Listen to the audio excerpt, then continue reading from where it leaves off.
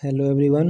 और आज के इस वीडियो में हम लोग देखने वाले हैं स्ट्रेट लाइन के बारे में देखने वाले हैं। ठीक है, तो जब मेरे पास एक लाइन एक पॉइंट गिवन होगा, जैसे कि x1 y1 z1 यहाँ पे एक पॉइंट गिवन है और x1 y1 z1 एक पॉइंट गिवन है और उसका हमको डायरेक्शन रेशियो पता चल जाए, यानी कि a b c पता चल जाए, तो उस लाइन का हम लोग इक्वेशन निकालेंगे। तो कुछ इस तरीके से निकालेंगे, वो हो जाएगा x माइनस का x1 अपॉन का a, y माइनस का y1 अपॉन का b equal to Z minus का जेड सी हो जाएगा।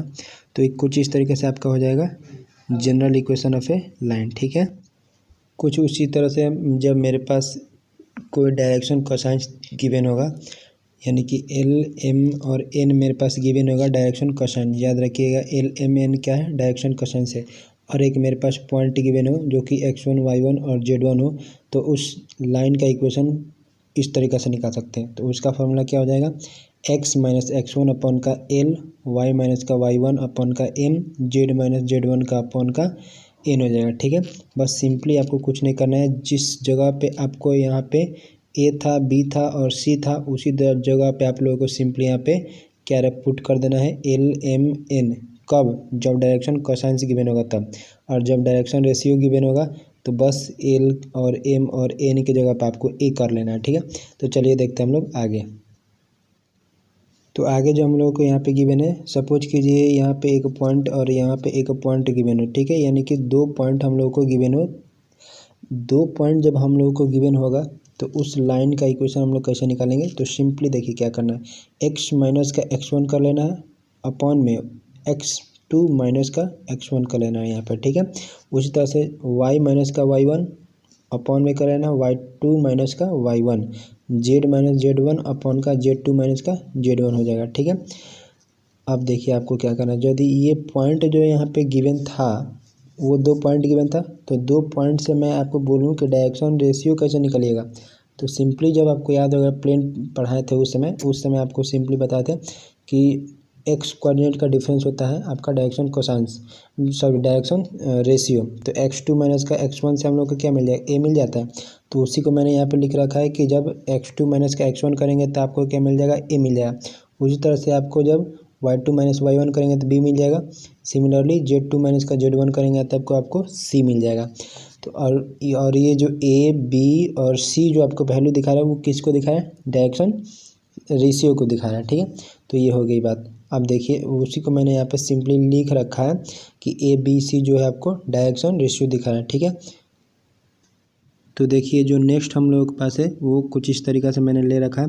यदि मेरे पास एक पॉइंट यहाँ पे गिवन हो और एक पॉइंट यहाँ पे गिवन हो, यानी कि दो पॉइंट हम लोग के पास गिवन होगा, तो दो पॉइंट से होकर के गुजरने वाली एक लाइन का इक्वेशन निकाल सकते हैं सिंपल इसके लिए। ठीक है, सिमिलरली उसी तरह से मेरे पास कोई और दूसरा दो पॉइंट गिवन हो और उससे भी एक लाइन को निकाला जा सकता है, यानी कि इस लाइन से भी इससे भी एक लाइन का फॉर्मेशन किया जा सकता है। ठीक है, सपोज ये मेरे पास दो लाइन है और ये चेक किया जा सकता है कि ये दोनों लाइन पैरेलल है या परपेंडिकुलर, इसको हम लोग को चेक करना है। ठीक है, तो उसके लिए देखिए सिंपली जो ये जो लाइन फर्स्ट वाला है उसी के लिए हम लोग क्या निकालना चाहें, इक्वेशन निकालना चाहें। तो आपको अभी मैंने बताया कि x माइनस का x1 अपॉन का x2 माइनस का x1। ठीक है, लेकिन मैं यहाँ पे बता रहा हूँ, यहाँ पे लिख रखा हूँ ए कैसे लिख दिया, क्योंकि अभी मैंने आपको बताया कि x2 माइनस का x1 आपके पास क्या होता है, ये डायरेक्शन रेशियो होता है और डायरेक्शन रेशियो को मैंने यहाँ पे लिख रखा है। ठीक है, सिमिलरली उसी तरह से मैंने इक्वेशन 2 के लिए भी यहाँ पे ये चीज़ लिख रखा है। ठीक है, नहीं कि x माइनस x1 अपॉन का a2 हो जाएगा। यहाँ पे फर्स्ट इक्वेशन के लिए ले रखा था a1 b1 c1 लिखा था और यहाँ पे इक्वेशन 2 के लिए ले रहा हूँ, तो यहाँ पे मैंने लिख रखा है a2 b2 और z2। ठीक है, और जब मेरे पास दो लाइन गिवन होगा, ठीक है, दो लाइन जब मेरे पास गिवन होगा तो उन दोनों लाइन को चेक कर के बीच का हम लोग को एंगल निकालने के लिए हो जाए, तो उस एंगल को हम लोग कैसे निकाल पाएंगे। तो सिंपली देखिए जो यहाँ पे मैंने निकाला था a1 b1 c1 a2 b2 और यहाँ पे c2 होगा। ठीक है, सॉरी यहाँ पे c2 कर लीजिएगा। ठीक है, तो यहाँ पे क्या हो जाएगा c2। ठीक है, तो कुछ इस तरीक़े से दिया हो, तो हम लोग को निकालना है इन दोनों लाइन के बीच का एंगल। तो इस दोनों लाइन के बीच का एंगल निकालने के लिए हमको पास सबसे पहले क्या करना पड़ेगा, दोनों लाइन का जो डायरेक्शन कोसाइन से उसके मल्टीप्लाइकेशन कर करके उसको जोड़ते हुए जाना है, जैसे कि मैंने यहाँ पे किया। यानी कि A1 इंटू का A2, B1 into B2, C1 into C2 और बीच में सबसे प्लस लगा देना। रूट के अंडर आपको क्या करना है, अपॉन में कुछ इस तरीके से करना है आपको। रूट अंडर A1 का स्क्वायर प्लस का B1 का स्क्वायर प्लस C1 का स्क्वायर, फिर इंटू लगाना, इंटू करके आपको रूट के अंदर लगाना है A2 का स्क्वायर प्लस B2 का स्क्वायर प्लस C2 का स्क्वायर। तो उससे आपको जो निकल जाएगा वो कॉस थीटा निकलेगा।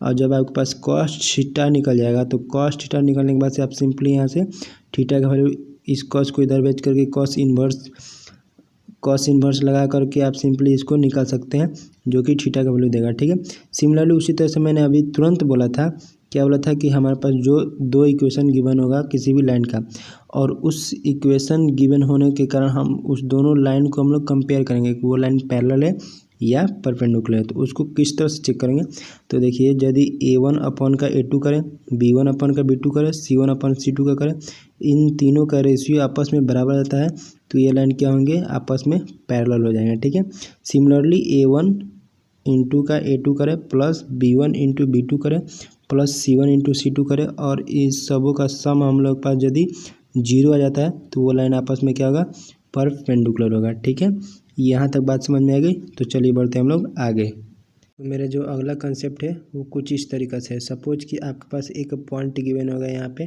ठीक है, और एक पॉइंट आपको यहाँ पे गिवन होगा, और ये पॉइंट जो बी आपको गिवन होगा वो कुछ इस तरीक़ा से होगा कि जैसे कि आपके पास ये कोऑर्डिनेट सिस्टम हो गया।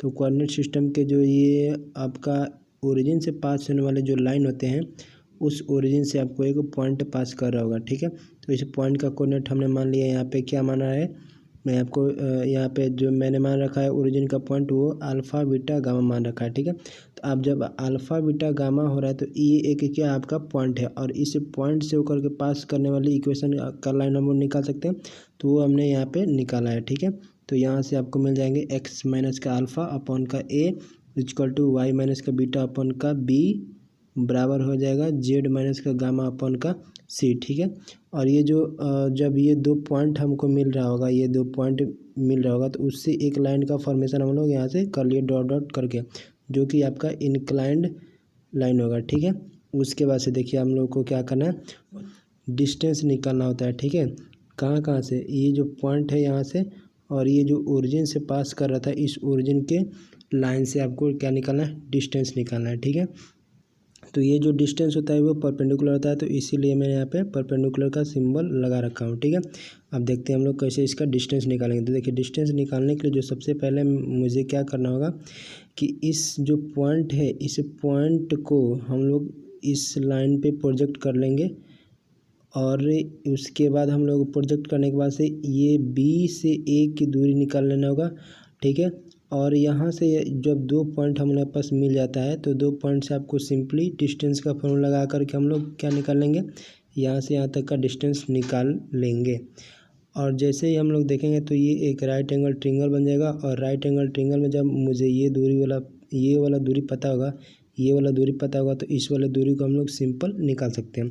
ठीक है, तो सबसे पहले जो बात समझनी है मुझे, वो ये समझनी है कि इस लाइन का जो हम लोग प्रोजेक्शन करेंगे, उस लाइन का प्रोजेक्शन हम लोग निकालेंगे कैसे।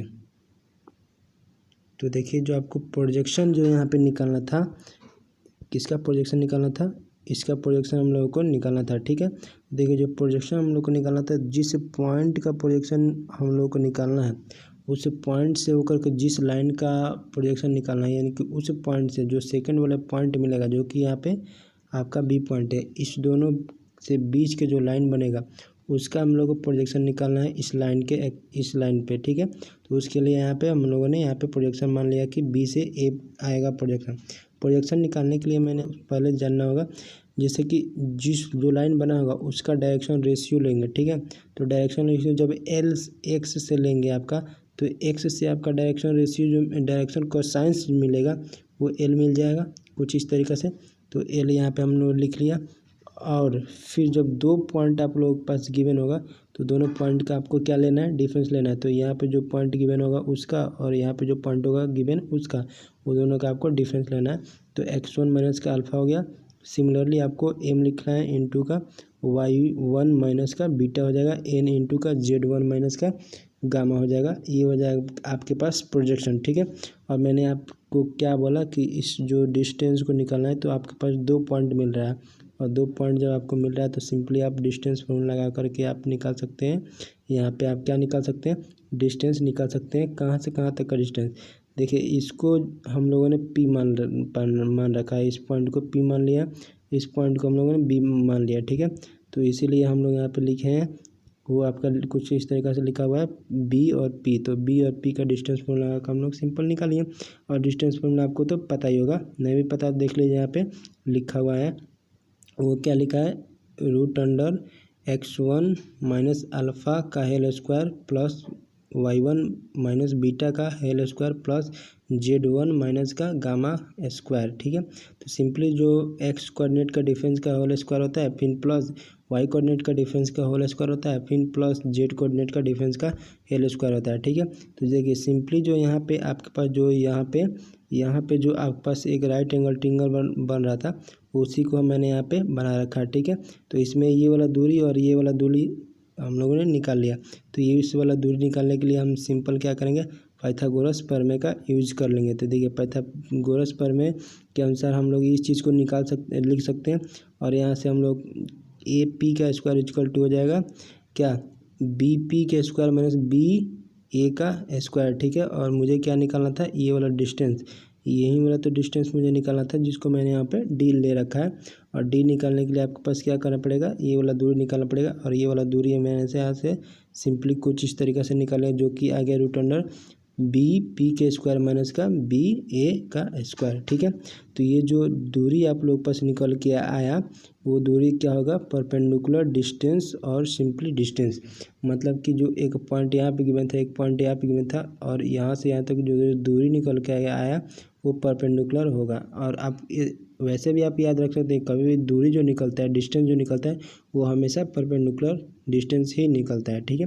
तो ये तो रहा मेरा अभी तक जो मैंने अभी तक आपको जो बताया, वो तो सिंपली मैंने एक कॉन्सेप्ट दिया आपको, सारे फार्मूला का ओवरऑल बताया, लेकिन इससे कुछ होने वाला नहीं है। आपको करना होगा इस पर प्रैक्टिस। तो प्रैक्टिस के लिए हम लोग लेते हैं क्वेश्चन। तो चलिए देखते हैं हम लोग क्वेश्चन। तो जो मेरा पहला प्रश्न है आप लोगों से, वो ये आपके सामने यहाँ पर लिखा है, find the distance of A point. जो पॉइंट दे रखा है वो 2, 3, 1 दे रखा है टू दी लाइन इतना। मतलब कि एक यहाँ पे पॉइंट दे रखा है और यहाँ पे एक लाइन दे रखा है, ठीक है। उन दोनों के बीच का आपको डिस्टेंस पूछ रहा है। तो जो मैंने अभी जिस कॉन्सेप्ट बताया वो कुछ इस तरह से कॉन्सेप्ट था, उसका अभी हम लोग उस पर क्वेश्चंस देख रहे हैं, ठीक है। तो देखिए यहाँ पे निकालने के लिए मैंने आपको क्या बताया, जो पॉइंट दे रखा था उसको यहाँ पे मैंने सिंपली पी मान लिया। वो पॉइंट दे रखा 2, 3, 1, ठीक है। और यहाँ पे एक पॉइंट जो हम लोग अल्फ़ा बीटा और गामा लेते थे, ठीक है। तो उस तरह से अल्फ़ा बीटा गामा ले लेंगे, लेकिन मुझे अभी अल्फ़ा बीटा गामा नहीं पता है। लेकिन हाँ, हमको ये इतना तो ज़रूर याद रहना चाहिए कि वहाँ पे जो इक्वेशन था वो क्या था, एक्स माइनस का अल्फ़ा अपॉन का A, Y minus beta upon का B equal to Z minus C Z minus gamma upon का सी था, ठीक है। तो जब इसको यहाँ से कंपेयर करेंगे तो अल्फ़ा बीटा गामा यहीं पे लिखा हुआ था। तो इस इक्वेशन को आप इस इक्वेशन से आप कंपेयर कीजिए। तो आपको यहाँ पे जो 6 मिल रहा होगा वो अल्फ़ा का वैल्यू हो जाएगा, जो यहाँ पे 6 मिल रहा होगा वो बीटा का वैल्यू हो जाएगा, और जो यहाँ पे 2 मिल रहा होगा वो गामा का वैल्यू हो जाएगा, ठीक है। तो सिंपली इसी का कंपेरिजन करते हुए हमने निकाल लिया है, यहाँ पे क्या निकाल रखा है, यहाँ पे अल्फ़ा बीटा गामा, ठीक है। और ए और बी सी हम लोग कहाँ से निकालें, तो देखिए ए बी जो सी जो सिंपल में अपॉन का दिया हुआ होता है, ठीक है। 3, 2 और माइनस का 4 वही होता है आपका, क्या होता है, ए बी और सी होता है, ठीक है। तो उसी का कंपेरिजन करते हैं, हमने यहाँ पे निकाल लिया है क्या, ए, ये हो गया बी और ये हो गया सी। जैसे ही हम लोगों को ए बी सी मिल जाता है, अल्फ़ा बीटा गामा मिल जाता है, तो बस अब कुछ नहीं करना है, इस ट्रायंगल में आप ध्यान देके देखिए, ठीक है। इस वाला ट्रायंगल में यहाँ थोड़ा होच-पोच हो गया है, मैं इसको थोड़ा सा मिटा देता हूँ, ठीक है। देखिए ये वाला जो आप लोग के पास ट्रायंगल बन रहा था, ये वाला ट्रायंगल कुछ इस तरीके से बन रहा था। इस ट्रायंगल में आपको सिंपल पाइथागोरस प्रमेय का यूज कर लेना है, ठीक है। बस ये वाला दूरी आपको पता होना चाहिए और ये वाला दूरी पता होना चाहिए। और इस वाला दूरी निकालने के लिए मैंने यहाँ पे 2 पॉइंट मिल रहा है, तो मुझे ये दोनों पॉइंट का यूज करते हुए हमको यानी कि डिस्टेंस फॉर्मूला लगाते हुए इसके दूरी को निकालना होगा, ठीक है। तो देखिए मैंने यहाँ पे सिंपली इस दूरी को निकालने के लिए डिस्टेंस फॉर्मूला लगा रखा है और यहाँ से डिस्टेंस फॉर्मूला आपको पता है, तो यहाँ से आप जो निकालें वो √33 यूनिट आपका क्या आ गया, डिस्टेंस। कहाँ से कहाँ तक क्या आ गया, वो डिस्टेंस आ गया आपके पास, यहाँ से यहाँ तक का डिस्टेंस आ गया, ठीक है। और आगे देखिए, अब यहाँ से यहाँ तक का डिस्टेंस जैसे निकालें, तो अब हम लोग को क्या निकालना होगा, यहाँ से यहाँ तक का डिस्टेंस, और यहाँ से यहाँ तक का डिस्टेंस निकालने के लिए वो होता है मेरे पास प्रोजेक्शन ऑफ ए लाइन ए, ये वाला पॉइंट जो होगा यहाँ पे ए और यहाँ जो होगा पी, इन दोनों पॉइंट का होगा आपके पास क्या, प्रोजेक्शन। तो प्रोजेक्शन निकालने के लिए मैंने यहाँ पे सिंपली लिख रखा है कि projection of A P line का ए बी पे, वो प्रोजेक्शन निकालने के लिए जो हम लोग फार्मूला देखा था उसी फार्मूला का हम लोग को यूज कर लेना। वो फार्मूला था L इंटू एक्स माइनस का x1 था, m इंटू वाई माइनस का y1 था। तो कुछ इसी तरीक़े से हम लोग यहाँ पे निकाल लिए, क्या निकाल लिए हम लोग, प्रोजेक्शन ऑफ ए लाइन, ठीक है। जैसे ही हम लोग यहाँ पे निकाल पाए ए पी का वैल्यू निकाल पाए ए बी का वैल्यू, उसी तरह से आपको पता होगा कि L इक्वल टू होता है, तो यदि हम लोग सिंपली L यहाँ से निकाल लें, M निकाल लें और N निकाल लें, यहाँ पे वैल्यू रख लें, तो हमको सिंपली यहाँ प्रोजेक्शन ऑफ लाइन मिल जाएगा, ठीक है। तो उसके लिए हम लोग क्या निकालना पड़ेगा, उसके लिए हम लोग को L M और N निकालना पड़ता है। तो L इक्वल टू हम लोग को पहले से पता था, जो कि प्लेन के इक्वेशन में ही हम लोग पढ़े थे कि L इक्वल टू हो गया A/√A² प्लस का B² प्लस का C²। तो देखिए जो हम लोगों ने अभी जो निकाला हुआ था यहाँ पे ABC, मैं यहाँ पे आपको दिखा दे रहा हूँ, ABC का वैल्यू हमको पता था, तो इससे हमको यूज करते हुए हमको क्या मिल जाएगा, यहाँ पे L का वैल्यू मिल जाएगा और उसी तरह से M का वैल्यू मिल जाएगा और उसी तरह से N का वैल्यू मिल जाएगा, ठीक है। अब इस L M और N का वैल्यू हम लोग इस इक्वेशन में रख देने वाले रहेंगे, तो ठीक है। चलिए देखते हैं, तो इसको हम लोग देख लेते हैं एक बार और आगे चल के। तो जब हम लोग सिंपली इसका वैल्यू निकाले थे तो वो कुछ इस तरीके से आया था, वो आपका √33 आया था, ठीक है। और ये जो यहाँ पे था वो उसका जो L निकाले थे हम लोग, L का यूज और ABC का यूज करते हुए हम लोग जो यहाँ पर वैल्यू निकाले थे P और B का, यहाँ पे A एंड B का जो डिस्टेंस निकाले थे वो आ गया था 4.085 आ गया था, ठीक है। तो यहाँ से सिंपली हम लोग D निकाल सकते हैं पाइथागोरस प्रमेय का यूज करते हुए, ठीक है। तो ये क्वेश्चन होगा। आप देखते हैं हम लोग नेक्स्ट क्वेश्चन जो मेरे पास है आप लोगों से, वो कुछ इस तरीक़ा से। तो देखिए यहाँ पे कह रहा है कि find the value of A K, ठीक है, when two line are perpendicular, यानी कि दो लाइन एक दूसरे के परपेंडिकुलर है, तो उस लाइन का आपको क्या निकालना है, उस लाइन में आपको जो एक वैल्यू जो दे रखा है यहाँ पे के दे रखा, उस के का वैल्यू निकालना है, ठीक है। देखिए जो सिंपली हम लोग ने प्रीवियस अभी तुरंत जो देखा हम लोगों ने थ्योरी में, वो क्या देखा कि जब दो लाइन एक दूसरे के परपेंडिकुलर होंगे तो उसका कंडीशन कुछ इस तरीक़ा से था। वो क्या था कि A1 into A2 plus B1 into B2 plus C1 into C2 का वैल्यू 0 आना चाहिए। तो सिंपली हम लोग यहाँ से जो निकलेगा हम लोग पास, ये A हो जाएगा, ये B हो जाएगा और ये C हो जाएगा, यानी कि ये A1 हो जाएगा और ये B1 हो जाएगा और ये C1 हो जाएगा। और यहाँ से जो ABC का जो वैल्यू होगा वो यहाँ पे A2 हो जाएगा और यहाँ पे B2 हो जाएगा और यहाँ पे C2 हो जाएगा। तो इस फार्मूला में हम लोग सिंपली इसको रख लिए। तो यहाँ से हम लोग पास एक के अननोन होगा, ठीक है। तो के अननोन होगा तो जब इसको सॉल्व करेंगे तो ये कुछ इस तरीक़े से इक्वेशन बनेगा, और जहाँ पे के का वैल्यू आपको आ जाएगा -10/6, ठीक है। तो यहाँ से हम लोगों को क्या निकल जाएगा, सिंपली के निकल जाएगा, जो कि आ गया आपके पास के इक्वल टू -10/6, ठीक है। तो ये तो बस इजी था क्वेश्चन, ठीक है। चलिए देखते हैं हम लोग नेक्स्ट क्वेश्चन। तो देखिए जो हम लोग के पास नेक्स्ट क्वेश्चन गिवन है वो कह रहा है evaluate angle between the equation of A line. ये एक इक्वेशन दे रखा है, एक लाइन का इक्वेशन, और ये एक इक्वेशन का लाइन देखा है, ठीक है। इन दोनों के बीच का आपको एंगल पूछ रहा है। तो एंगल निकालने के लिए सिंपली आपके पास जो फार्मूला था वो क्या था, A1 इंटू का A2 था प्लस B1 इंटू का B2 था प्लस C1 इंटू का C2 आपके पास फॉर्मूला में था। फिर रूट के अपॉन में root under a square plus b square plus c square था इंटू का A2 का स्क्वायर प्लस B2 का स्क्वायर प्लस C2 का स्क्वायर, कुछ इस तरीके से आपके पास फॉर्मूला था।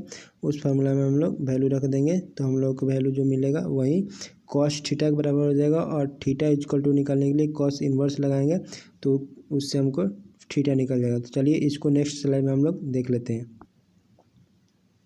तो जो हम लोग को सिंपली कॉस थीटा निकालने का फॉर्मूला होता है वो ऐसे होता है जैसे कि मैंने अभी बताया ही। और यहाँ पे कॉस थीटा निकालने के लिए जो A B C और यानी कि A1 B1 C2 कुछ इस तरह का जो भी वैल्यू आया उसको यहाँ पे रख लिए और हम लोग सिंपली यहाँ से निकालने की कोशिश किए कॉस थीटा। जैसे ही हम लोग के पास कॉस थीटा मिला होगा यानी कि थीटा निकालने के लिए हम लोग के पास इसको कॉस को इधर भेज देंगे तो इन्वर्स में हो जाएगा।